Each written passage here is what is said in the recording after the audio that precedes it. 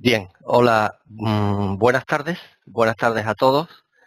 Mi nombre es Luis Ben, como habéis podido comprobar por el breve currículum y como aparece ahora ahí en la diapositiva que tenéis en pantalla.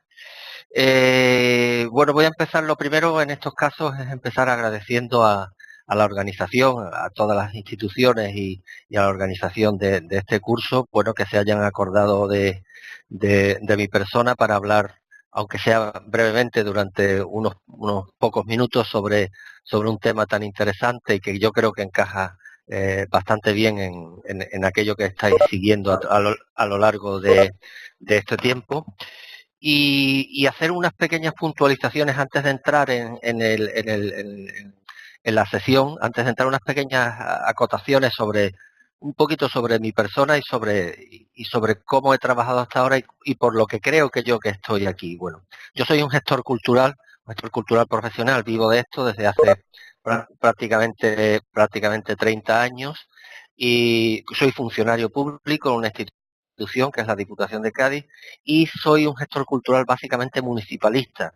Creo sobre todo que la cultura, la gestión cultural, como se lleva, como debe llevarse y como se lleva mejor es desde el municipio, como el territorio, como la institución, como el lugar más cercano entre, digamos, la administración, el poder y la ciudadanía.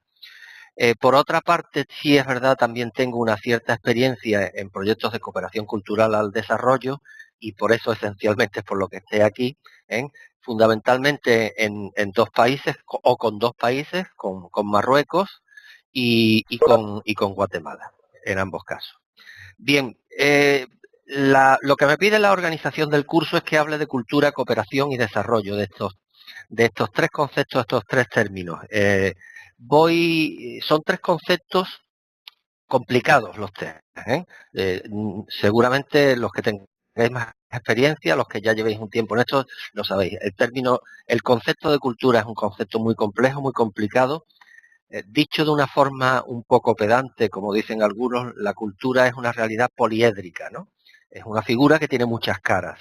Y entonces, pues muchas veces no sabemos por dónde atacarla, por dónde delimitarla y tal.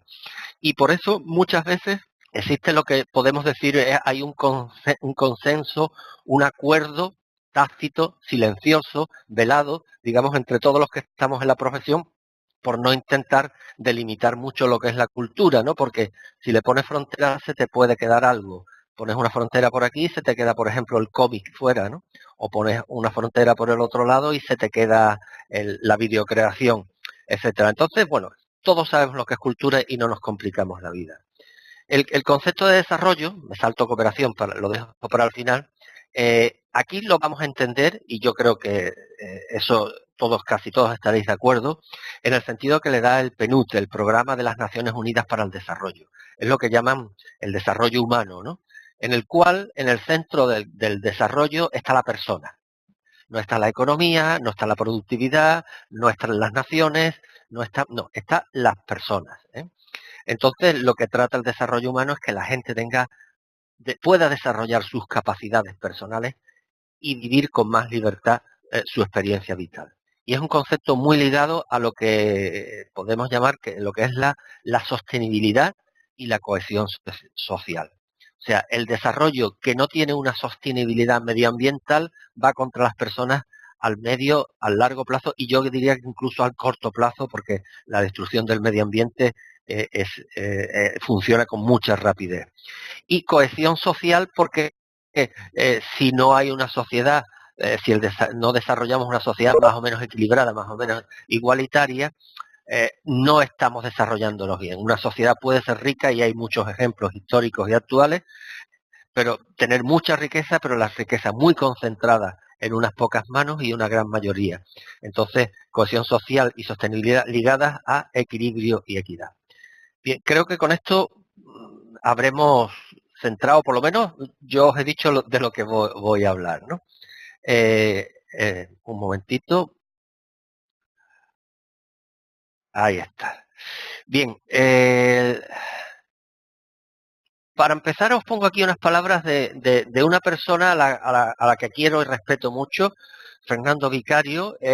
Fernando Vicario es un hispano colombiano, es español de nacimiento, estudió en España y muy joven se fue a Colombia, trabajó mucho tiempo allí, sobre todo en temas de gestión cultural y de cooperación cultural.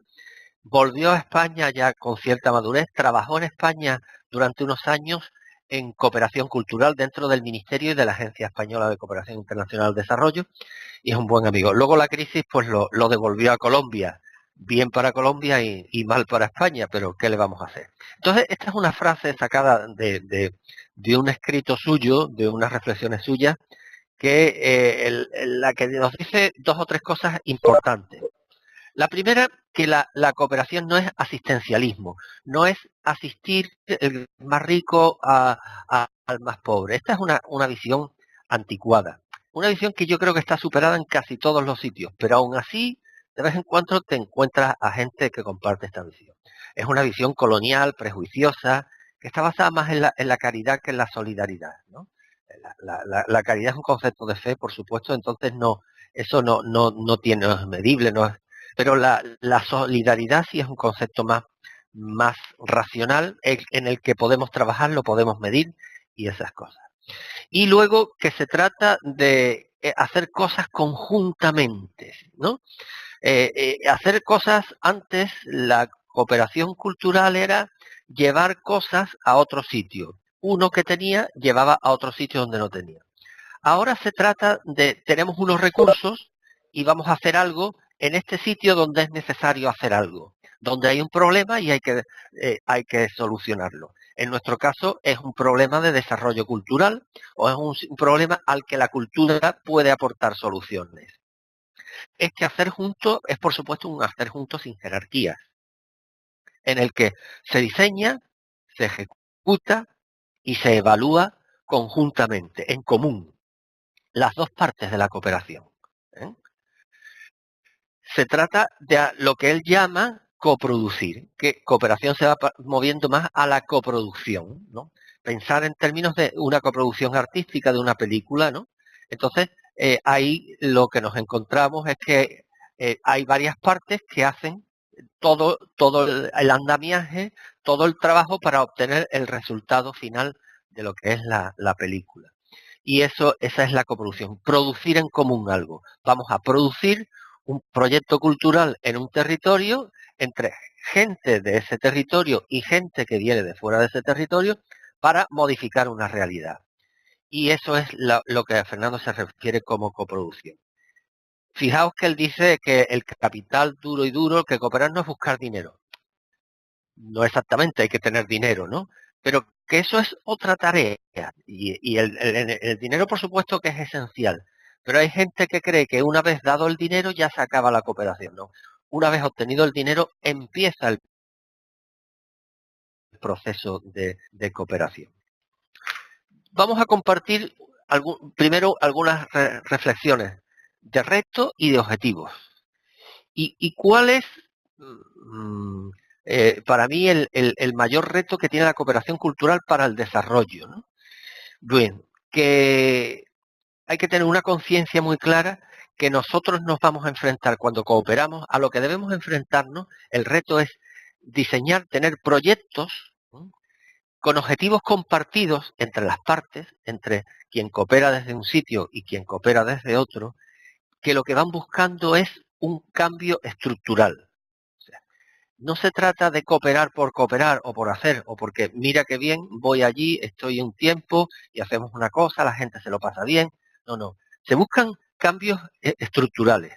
Y esto es un esquema típico, si queréis, de algo que a veces se olvida mucho, de una técnica y de una metodología de trabajo que a mí personalmente últimamente llevo tiempo recuperando hace poco, que es la animación sociocultural, muy olvidada desde el mundo de la gestión.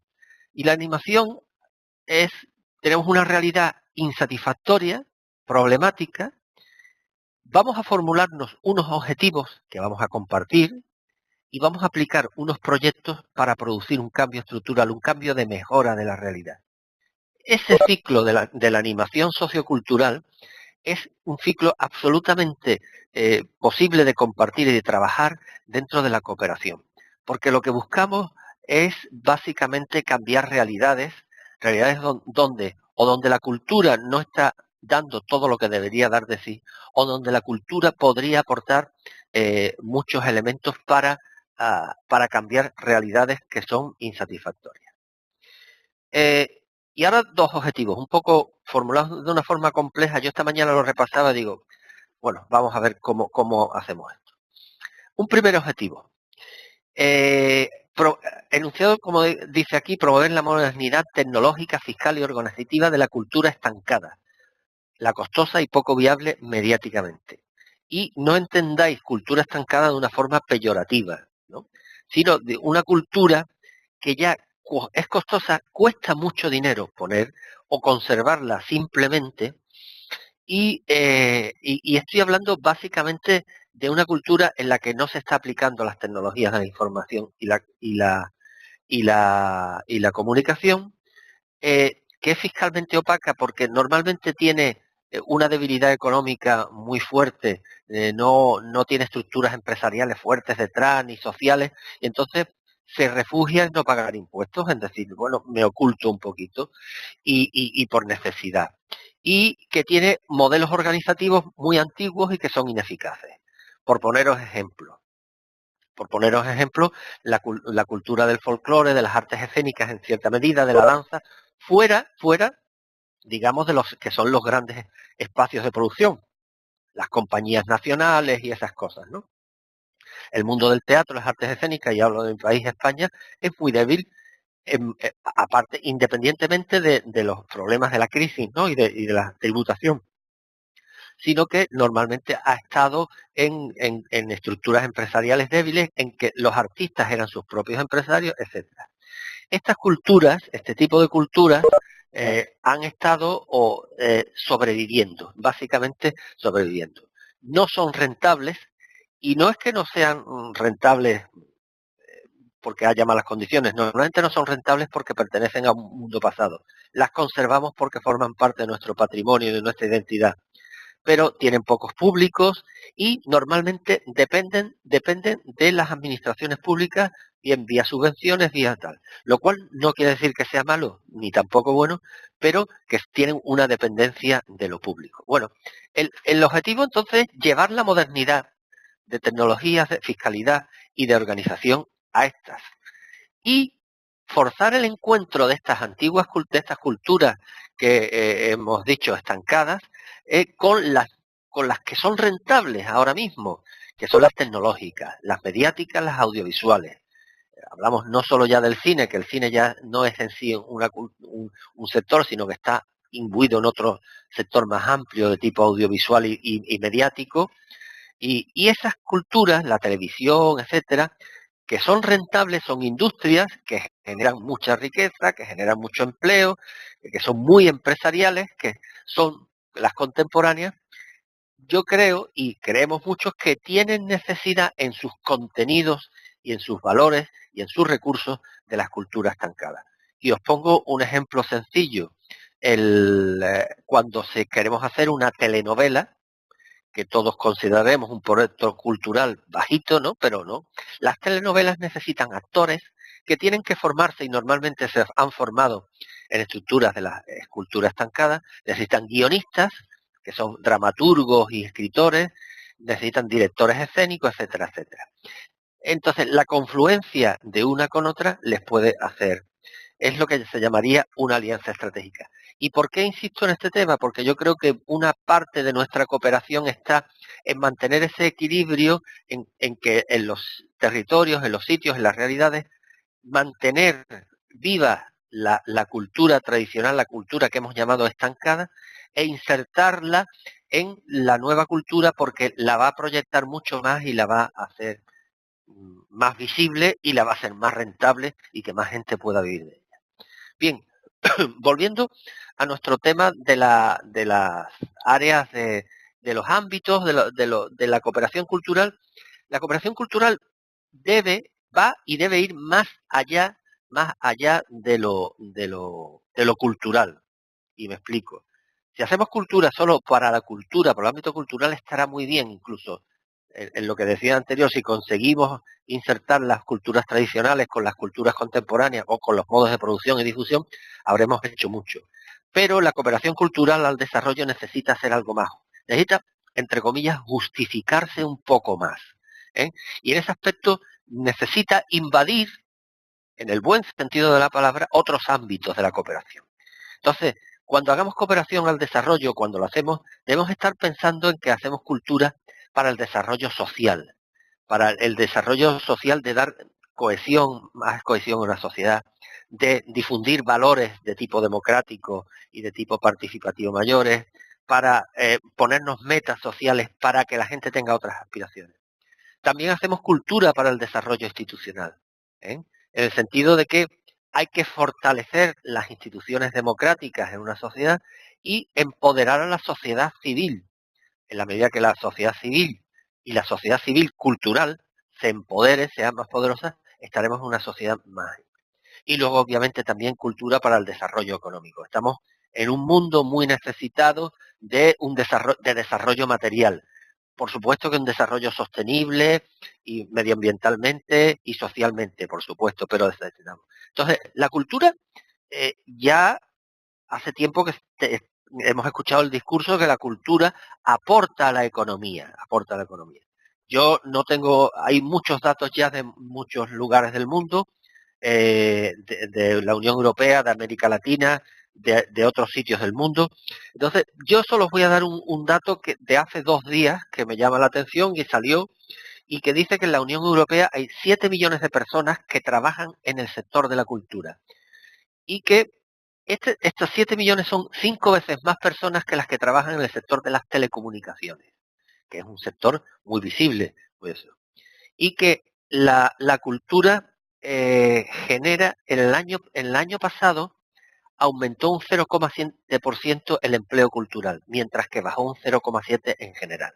Bueno, esto nos dice incluso que estamos con un sector que es bastante emergente.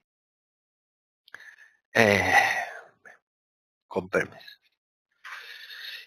Hay algo, esto se me ha ido para atrás, ahí está, retos.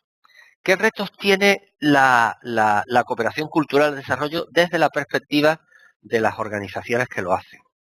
Primero, superar la resistencia a la institucionalización.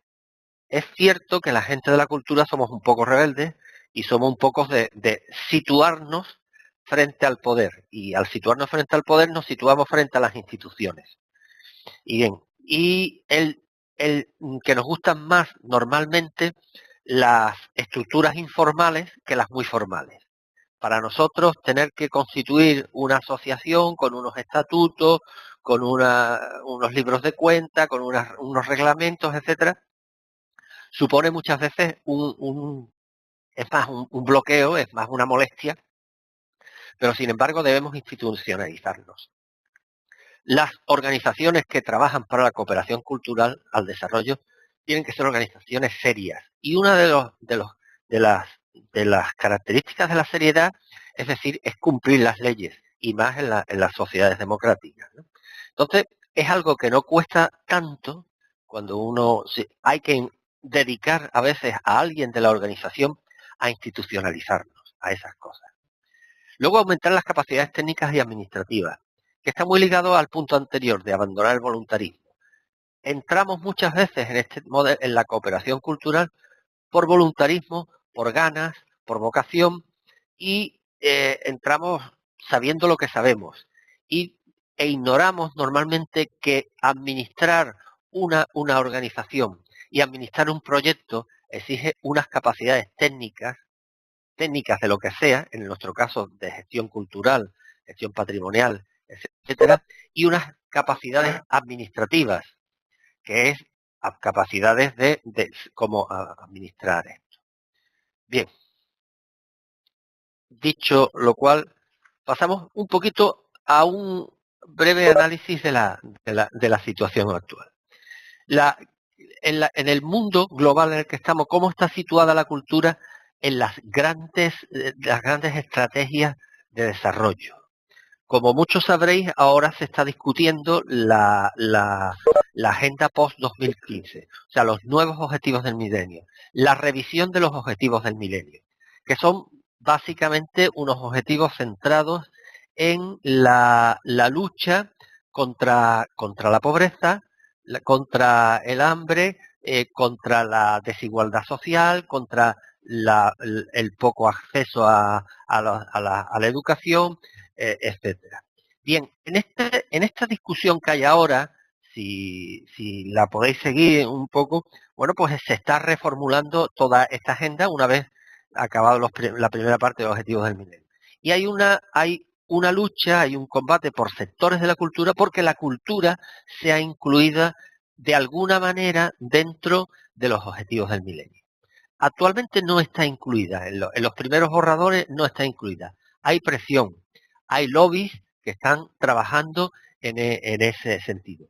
¿Y de qué idea parten? ¿De qué idea parten? O sea, ¿cuál es el fundamento para decir, bueno, por qué la cultura tiene que estar dentro de los objetivos del milenio? Realmente, en principio, la cultura parece algo accesorio, no es fundamental, no es la alimentación, no es la educación, no es la vivienda. Bien, el fundamento teórico sería el siguiente.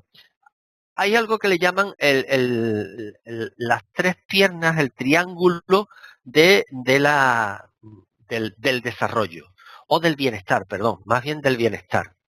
El bienestar se fundamenta en un medio ambiente equilibrado, sostenible, ¿eh? O sea, una situación, un entorno medioambiental no degradado.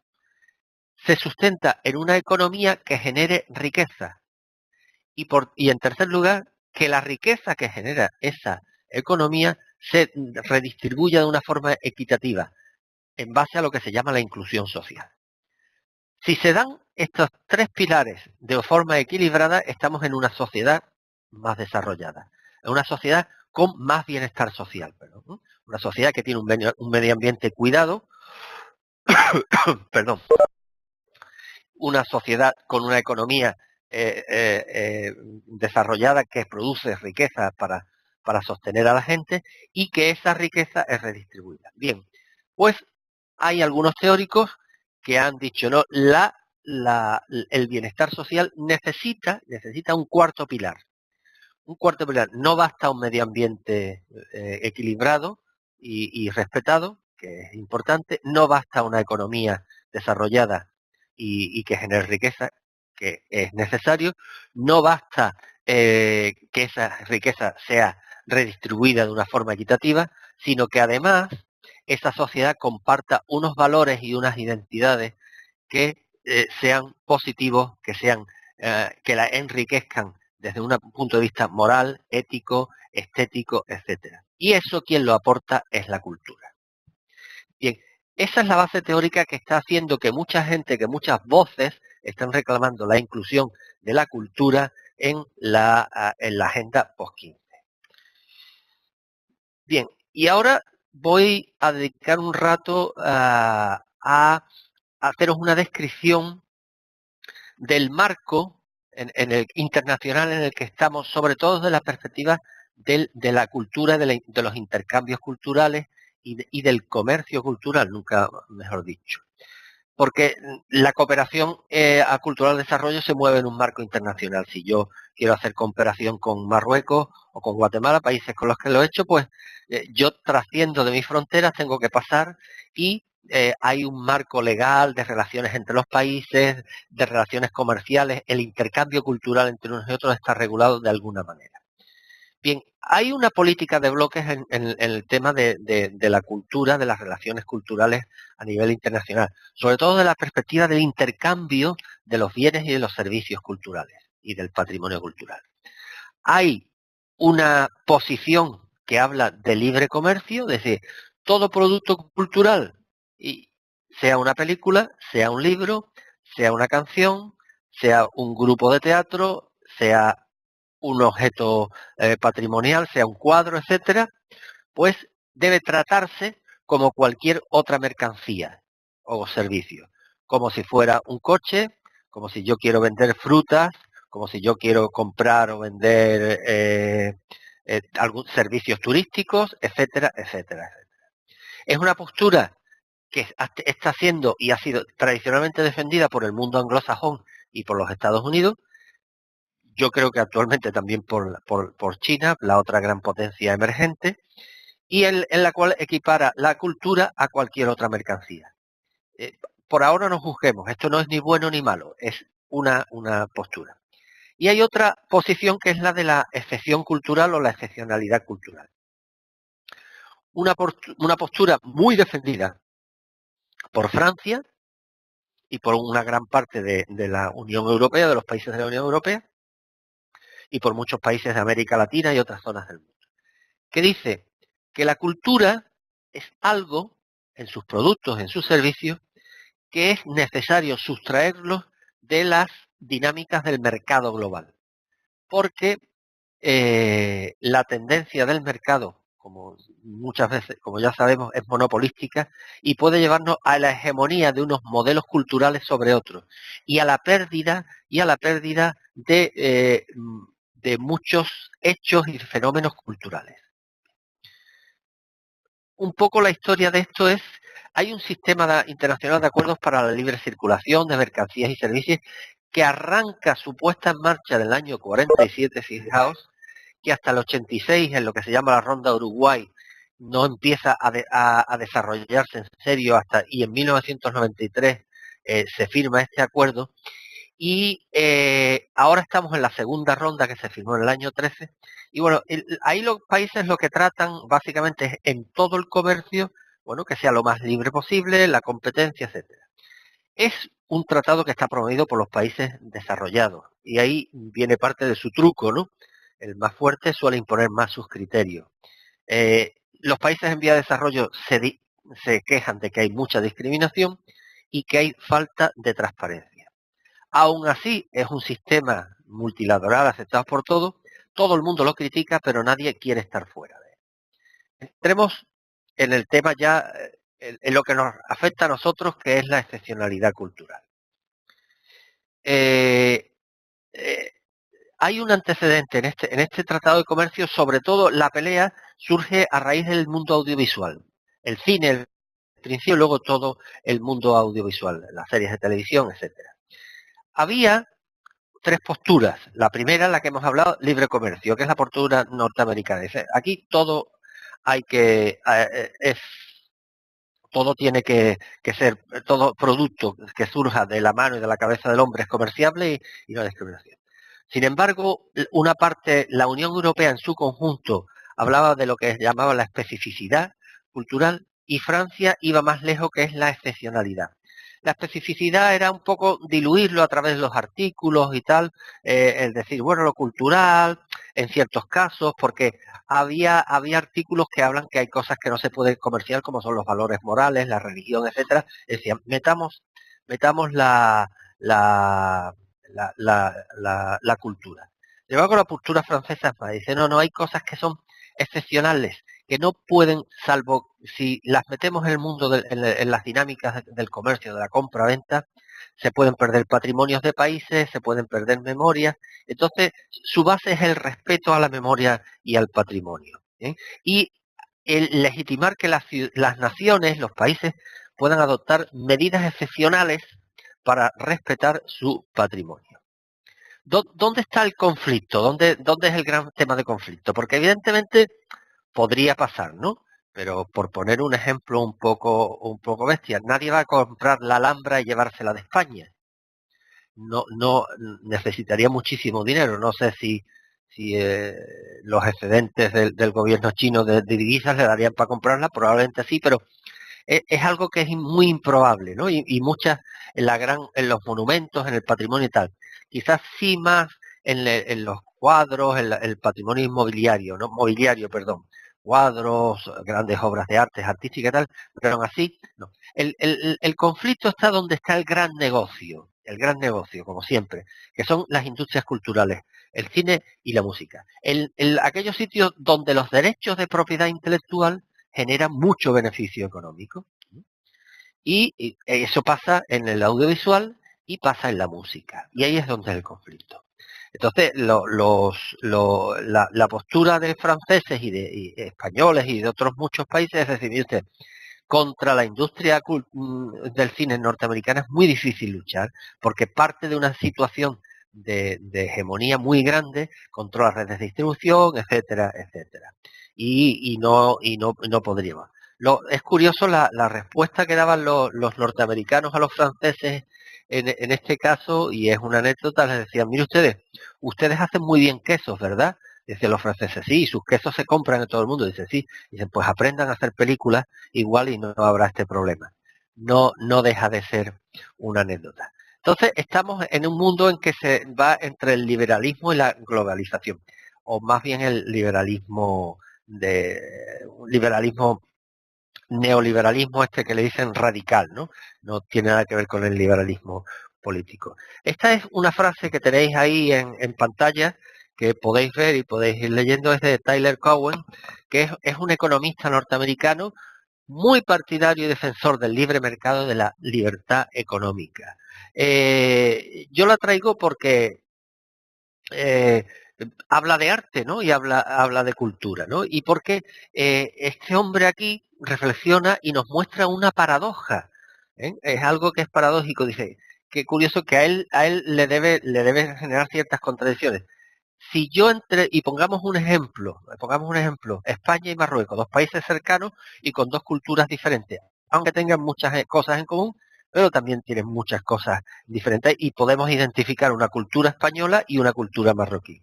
Según dice este hombre, si nosotros propiciamos que las obras de arte, los productos culturales de España y Marruecos fluyan entre los dos sitios totalmente libres, sin ningún problema, obviamente, primero, por un lado, se enriquecerán ambas sociedades. España adquirirá y tendrá más productos y rasgos culturales de Marruecos y será más rico porque a lo suyo sumará lo de Marruecos. Y viceversa, ¿no? Pero, sin embargo, en conjunto ambas se parecerán más entre sí. Con lo cual tendremos individuos más ricos culturalmente, pero sociedades más pobres culturalmente porque serán más iguales. Bueno, es una paradoja, es para que un poco veamos cómo esto eh, no es, no es tan sencillo como es. Bien. Eh, ¿Qué piensan los de la excepcionalidad? Un momentito, aquí está. Pido disculpas porque mis papeles se meten. Bien, esta frase ahí eh, no aparece. eh, Bien, un momentito que me he despistado. Sí. Ujú. Bien, la excepcionalidad lo que dice es esto que dice aquí. Vamos a ver. Que que la globalización es un fenómeno imparable, eso es lo que se dicen, es un imperativo, está ahí y no se puede parar, sigue avanzando. Sin embargo, por ahora lo que está haciendo es globalizar lo peor, las cosas, las cosas que menos beneficios suponen para los individuos, no para la sociedad, sino para los individuos. O sea, están globalizados, por ejemplo, los capitales y circulan libremente de un lado para otro.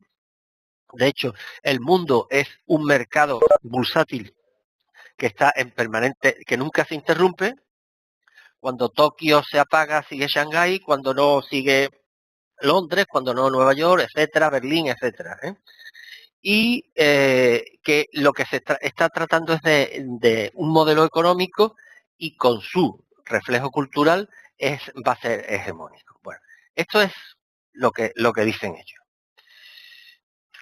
Aquí os pongo una cita de Pierre Bourdieu, que es un, un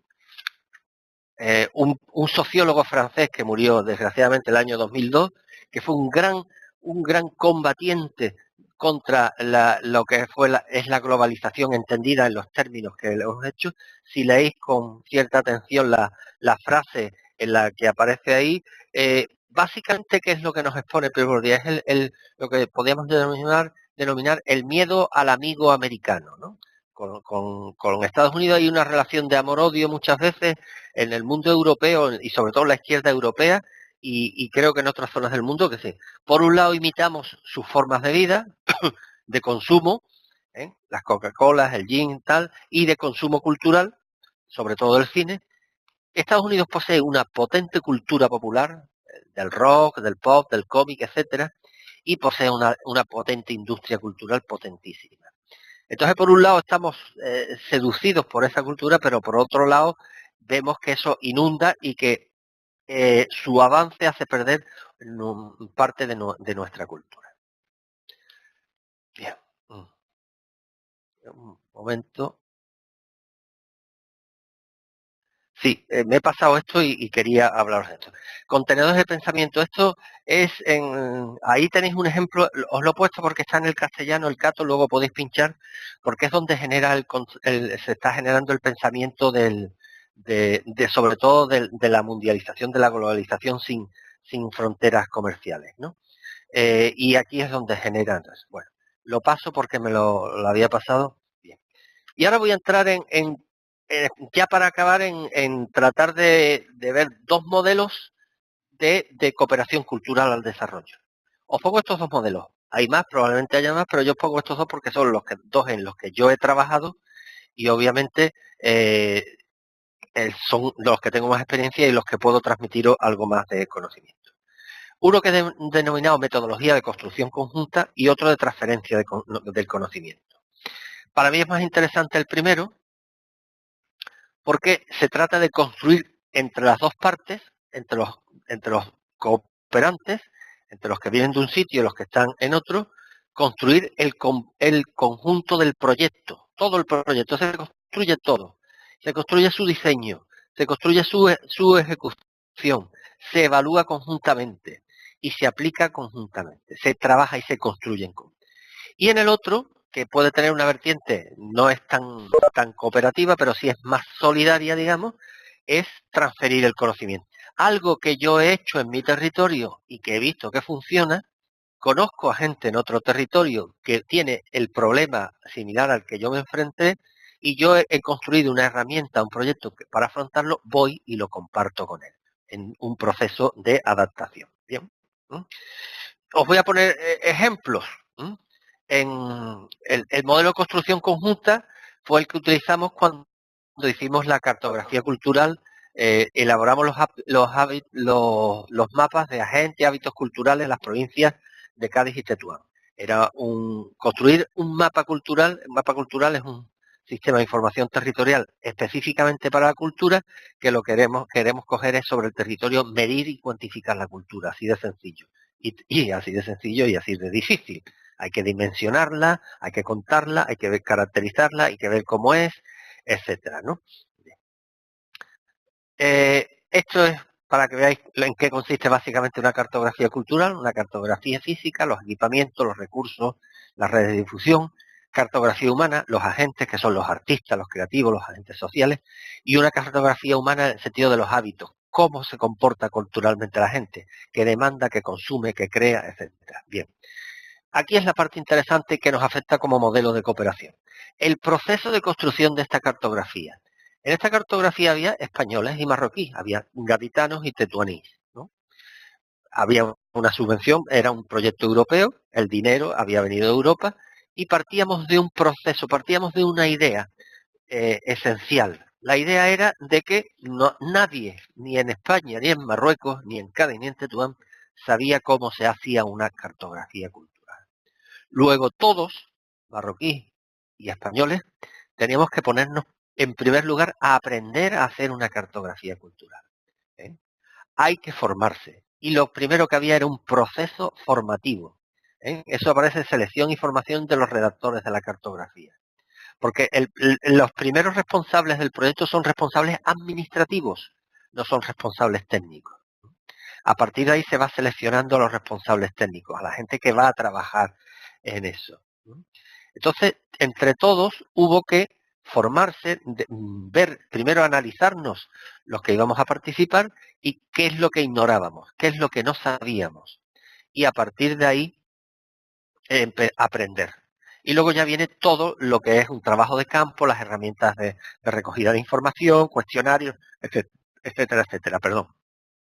Entonces, y unos productos que al final, un CD, una metodología, sobre todo una metodología de trabajo, ¿eh? Entonces, si veis, aquí no hay unos señores que saben mucho y vienen a enseñar a otros que saben poco, o a entrenarles y a decirles, oye, mira, las cosas se hacen así y así. Aquí lo que hay es, hemos conseguido unos recursos porque tenemos ambas partes una necesidad. Porque Cádiz, la provincia de Cádiz, necesitaba conocer su cartografía cultural, necesitaba saber dónde estaban sus equipamientos culturales, cómo eran, qué necesidades tenían, necesitaba saber cómo eran sus artistas, necesitaba saber cómo se comportaban los gaditanos y las gaditanas culturalmente, qué culturas querían, cuál no querían, qué consumían, etcétera. Y en Tetuán pasaba lo mismo exactamente. Tenían que saber. Obviamente las realidades eran distintas, pero la necesidad básica era la misma, conocer culturalmente los territorios. Y ninguno de los dos sabía cómo hacerlo. Tuvieron que aprender juntos. Este es un modelo muy colaborativo. ¿Mm? Bien. Eh, este modelo lo utilizamos ya a modo de ejemplo, lo volví a utilizar en Guatemala. En Guatemala, si el proyecto de Cádiz era entre instituciones públicas, entre dos instituciones. Por un lado estaba la Diputación de Cádiz y la Junta de Andalucía, por el lado español, y por el lado más refiere el Ministerio de Cultura. Aquí hay básicamente una iniciativa desde una organización no lucrativa, OICOS, una asociación a la que yo pertenezco, que es un Observatorio de Economía y Cultura, es una asociación no lucrativa. Y conseguimos una financiación de cooperación cultural española para hacer un estudio en Guatemala, en la ciudad de Guatemala, sobre el sector de las artes escénicas en la ciudad, por eso decimos en medios urbanos. Y lo que queríamos ver era sobre todo el empleo, cuantificar y cualificar el empleo de la gente de la cultura. Y básicamente partimos de lo mismo. Digo, esto casi que no sabemos cómo hacerlo todos. Había un equipo español, de los cuales solo había un español allí, que era servidor, y otros 3 que se quedaron en España. Y un equipo guatemalteco de especialistas, de gestores técnicos guatemaltecos que estaban allí. Y utilizamos un modelo de investigación, acción, participación, con mucha implicación de la gente, llamando mucho a los miembros del sector, y desarrollamos el modelo. Construimos conjuntamente. O sea, hicimos un modelo de investigación para el empleo en las artes escénicas de participados.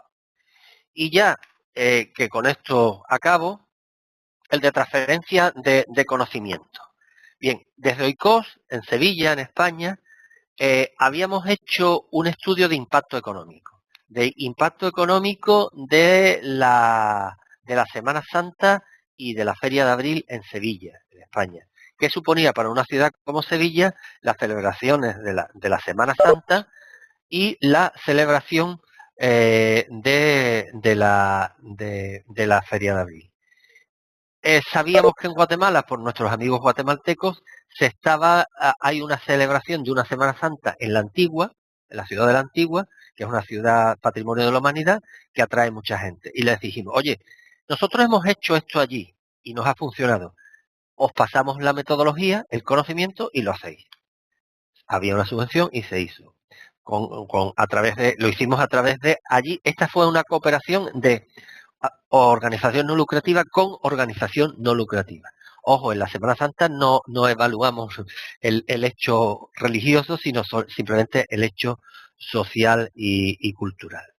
Y le transferimos el conocimiento para tratar de medir el impacto económico que tienen determinadas actividades culturales. Bien, creo que ya estoy en tiempo, sí, según mi reloj, ya esto, y un poco me dicen que os recuerde que cuando acabéis aquí tenéis que rellenar un cuestionario de evaluación y ahora estoy a vuestra disposición a través del chat, lo tengo aquí abierto, si queréis alguna pregunta, alguna cuestión, algo que no os haya quedado claro, incluso si os apetece podéis decirme que no os ha gustado nada y yo encajo perfectamente, ¿eh? No hay ningún problema en eso. Y muchas gracias a los que estéis ahí, que no sé cuántos pero bien.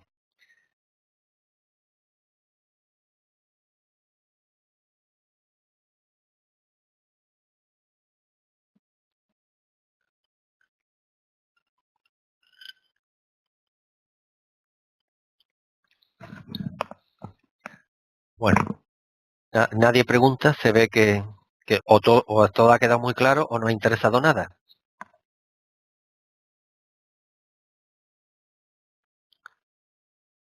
Para los amigos marroquíes, si os es más cómodo escribir en francés, me puedo... Ah, aquí alguien se ve. Bueno, perdón, que se acumulan las cuestiones un momentito. Ahora vienen todas juntas. Voy para empezar por el principio, ¿eh? Eh, Dice, buenas tardes, Luis. En un proyecto de construcción conjunta hay que tener el proyecto antes. Más que el proyecto, porque el proyecto muy definido, lo que hay que tener es el objetivo. ¿M? Hay que tener de- concretado el problema al que nos vamos a enfrentar y cómo, un poquito, no cómo, sino localizado ese problema y digamos dos o tres escenarios, ¿no? Obviamente, tú puedes comparar con otras experiencias. Obviamente tienes que hacer un presupuesto previo, tienes que saber, oye, pues mira, eso te lo da más la experiencia. Pero sobre todo hay que tener claro un esbozo de proyecto más que un proyecto totalmente definido. El proyecto se va a terminar de definir en la construcción conjunta. Hay unos contactos previos, obviamente. Tú no llegas de repente al otro país y dices, oye, mira que tengo un dinero y vamos a hacer, y mañana empezamos a trabajar, sino hay un previo en el cual se va centrando todo, se va construyendo un marco en el que está el problema, las posibles vías, las posibles necesidades, y con eso se arma, ¿no? Es como una planificación estratégica, ¿no? En el sentido de que tú sabes a dónde quieres llegar y te marcas una serie de etapas y tal, pero sobre el camino pueden ir variando muchas cosas. Ahora, me ha parecido, sí, me ha parecido muy interesante el tema de la cartografía cultural. ¿Podrías recomendar alguna guía? Sí, voy a hacer una cosa. De todas formas, mira, si entras en internet, pon cartografía cultural, te van a aparecer. Yo te recomiendo que busques, están muy bien hechas, las de Chile. Chile tiene una cartografía cultural muy bien hecha, y en México, Conaculta. Voy a escribirlo y lo envío. Conaculta es el equivalente al el Consejo Nacional de las Artes de México, y ha hecho una cartografía cultural de México, de toda la nación. Y luego la de Chile también nacional. Y la que hicimos de Tángente de Tuar está en CEDES, en la Consejería de Cultura deben tener, y hay un libro de la metodología, ¿no? Y esas son las que te puedo, pero entra en internet, en Google, y vas a encontrar, ya hay mucha información, ¿eh? Ya hay mucha información. Esta, Adelila de Nador nos da las gracias y yo se las devuelvo a Adelila. Gracias a ti por ser paciente. Si conozco alguna experiencia entre Marruecos y América Latina, me pregunta alguien aquí, creo que Pedro.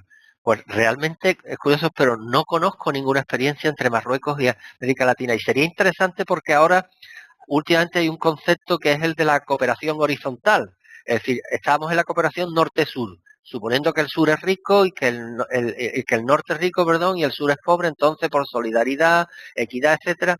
Pero sí parece ser que va habiendo gente que dice que puede haber un modelo de cooperación horizontal sur-sur. O sea, por ejemplo, plantearnos, es decir, si en una ciudad de Colombia con problemas de educación, de formación, de alfabetización, han aplicado un sistema y ha funcionado, dice, oye, ¿y por qué no trasladar esa experiencia al lugar de Marruecos o cualquier otro lugar de África, incluso del mundo europeo? Porque claro, en el mundo europeo estamos en crisis, eso, pero el mundo europeo tiene sus lagunas de pobreza y de marginación. Y una experiencia de América Latina, de Marruecos, puede trasladarse perfectamente.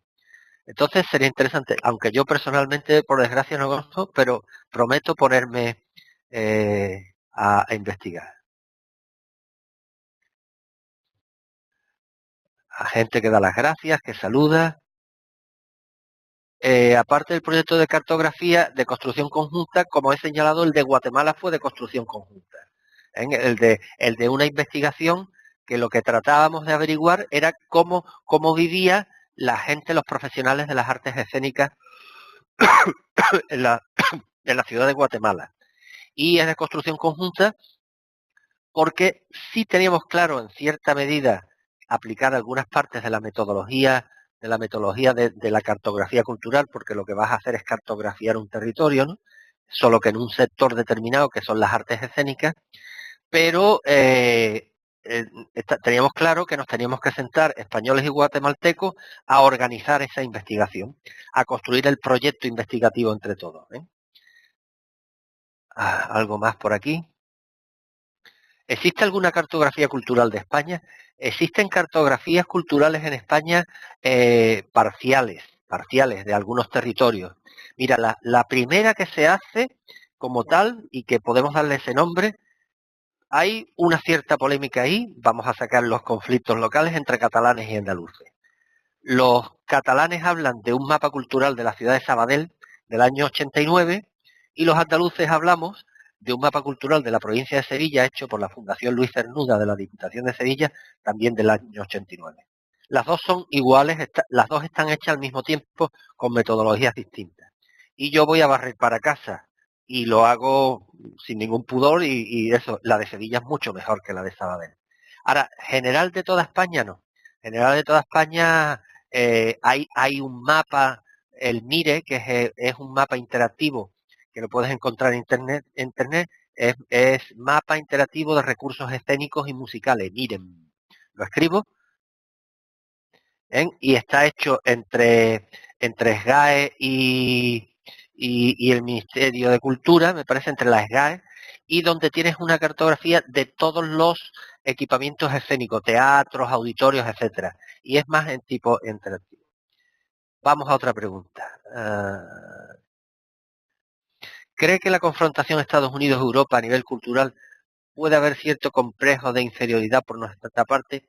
¿Valoramos poco lo que tenemos y mucho lo que nos llega desde allí? No, no tanto, porque yo creo que Europa tendrá muchas cosas, pero no creo que tenga un complejo de inferioridad cultural en general. Es más un tema de que la cultura popular, sobre todo, no la cultura de las élites, porque en lo que es respecta a cultura de élites, entre comillas, Estados Unidos imita al mundo europeo. Imita en la ópera, imita en los grandes museos de arte contemporáneo, imita y muy bien. Y de hecho a veces él mismo es modelo en esas cosas, pero en ese modelo de alta cultura, Europa y Estados Unidos no se diferencian. O se diferencian en los sistemas de financiación o ciertas cosas y tal. Pero es en el ámbito de la cultura popular donde sí es hegemónico Estados Unidos, donde nosotros pues escuchamos el, la música que escuchamos. Yo que por ejemplo escucho mucha música de jazz y el jazz es una música norteamericana y además de mucha calidad y creada en principio digamos por unas minorías, ¿no? Por un grupo marginado como era la población afroamericana que ya luego se extiende mucho más. Pero en otras culturas, por ejemplo en el cine, arrasan.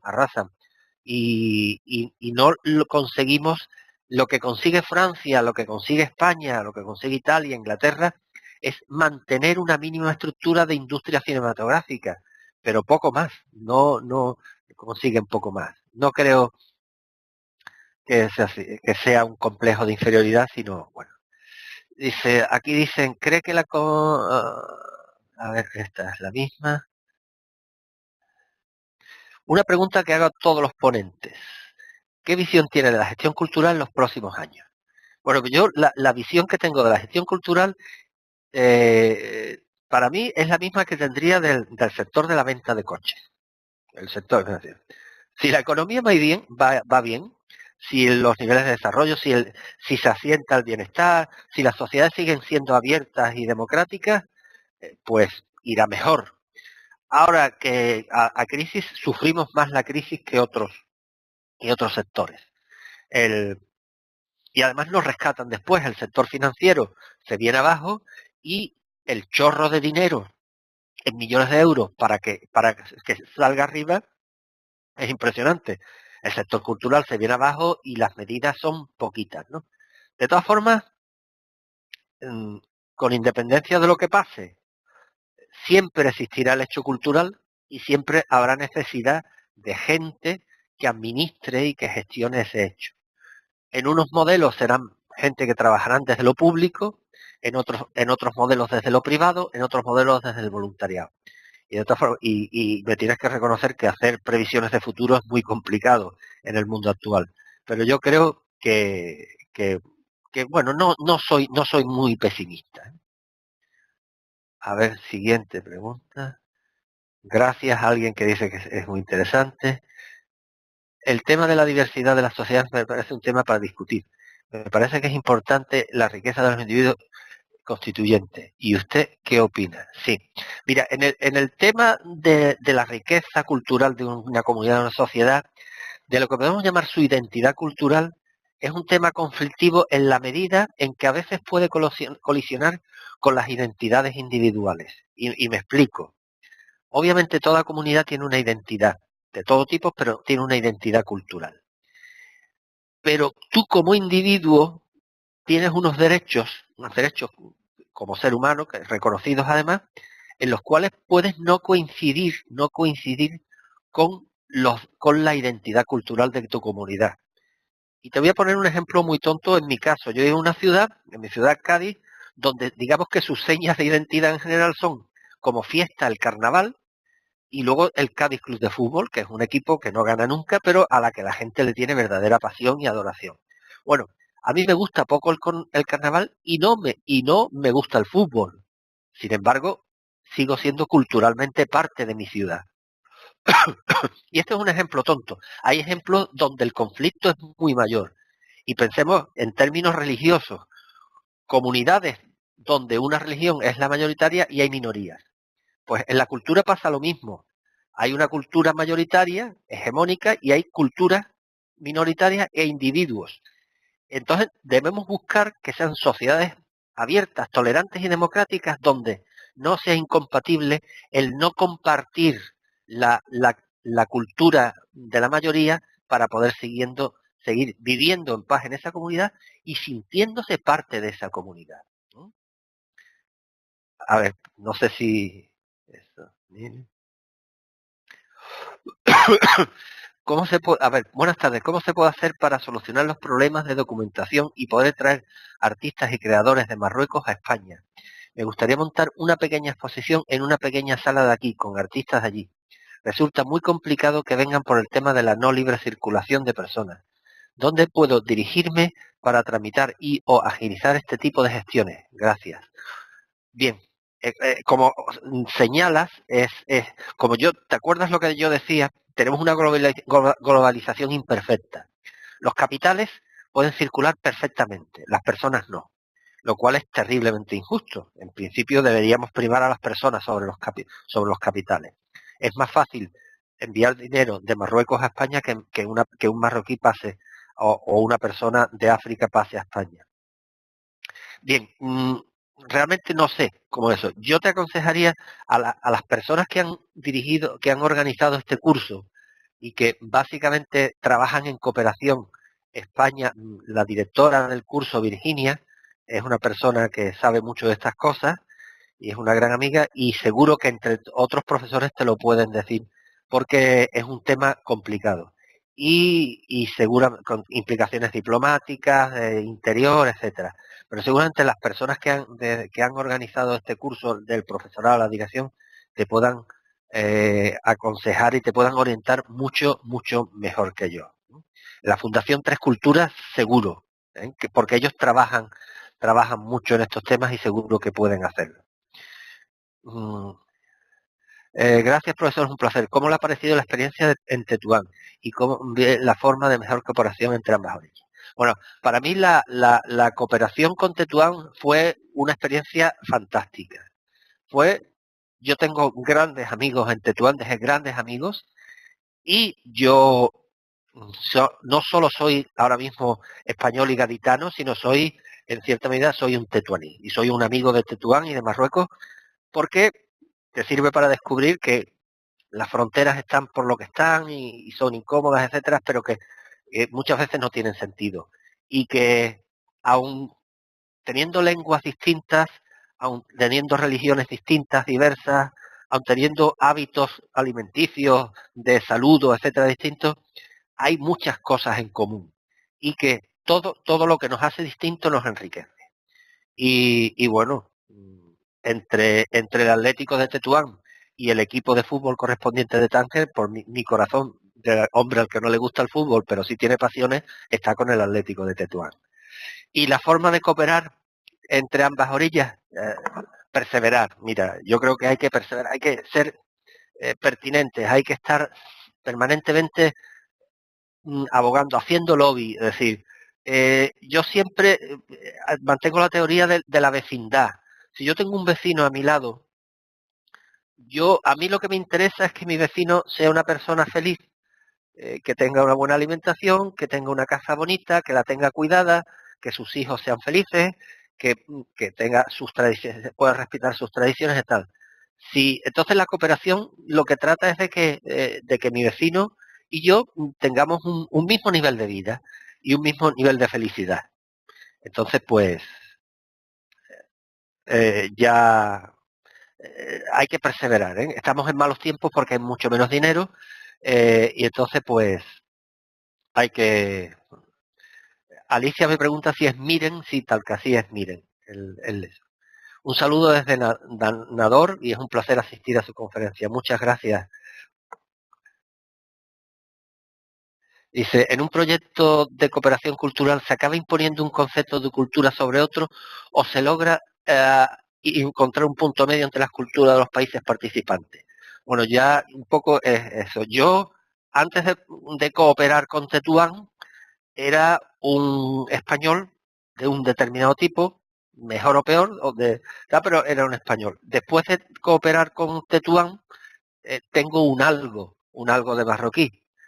No es que yo me haya transformado en Lawrence de Arabia, ¿no? Por citar un mito de relación entre Occidente y el mundo árabe. No, simplemente aprendí a comprender muchas más cosas y aprendí a querer otras muchas cosas. Y eh, es que para yo trabajar con mis amigos de Tetuán, yo tuve que cambiar muchos registros mentales. Y sé que ellos tuvieron que cambiar algunos registros mentales suyos para poder trabajar conmigo.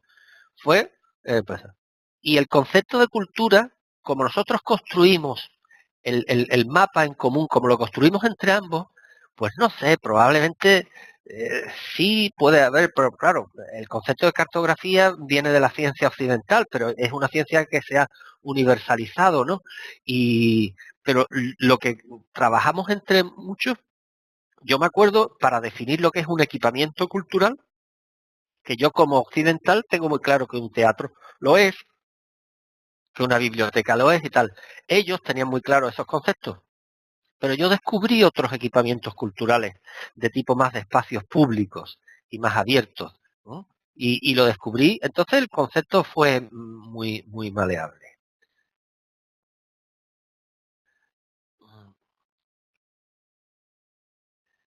Aquí Regina me dice, sería un proyecto factible, interesante empezar a hacer cartografías locales y tal. Sí, hay muchos sitios, Regina, donde muchos ayuntamientos y poblaciones que hacen sus cartografías. Además, una cartografía no tiene por qué ser muy exhaustiva.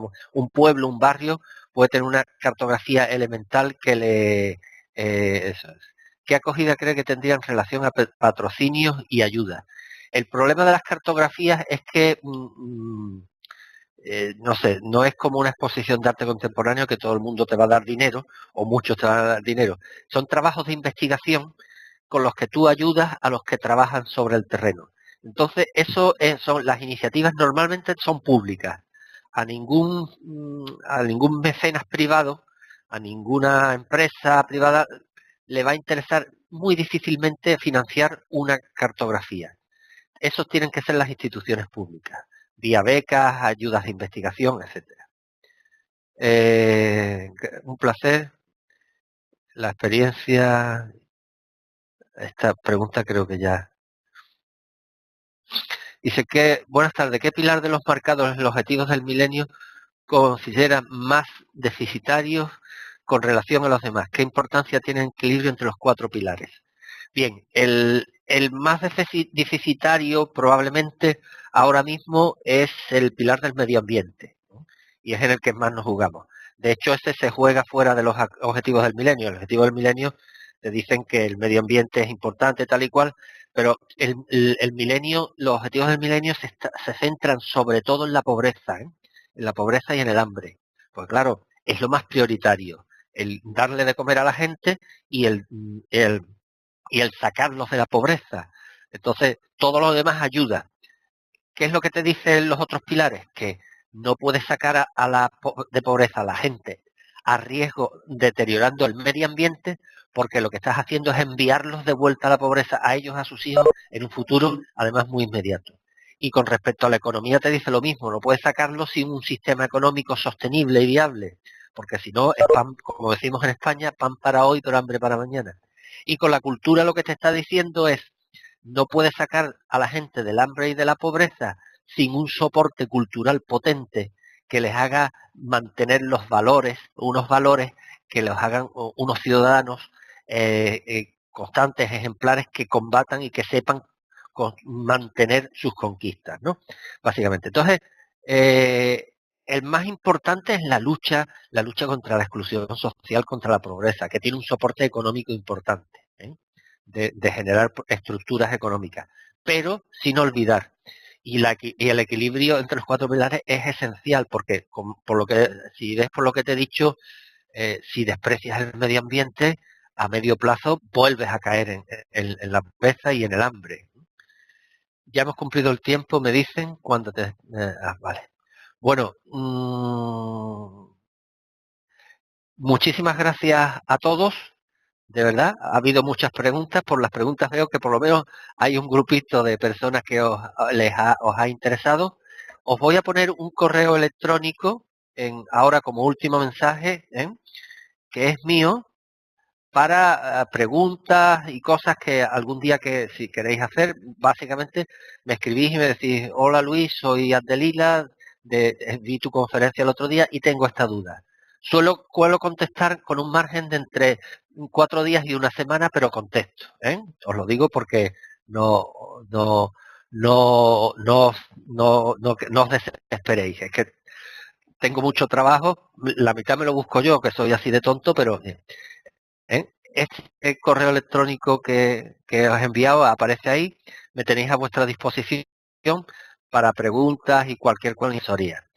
Y me dicen exactamente, ya os han puesto ahí, que no os olvidéis de rellenar el cuestionario de evaluación. Así que muchas gracias a todos, y me hubiera gustado compartir compartir esto más en directo. Y nada, muchísimas gracias y que tengáis mucha suerte en vuestra vida profesional y en vuestra vida privada.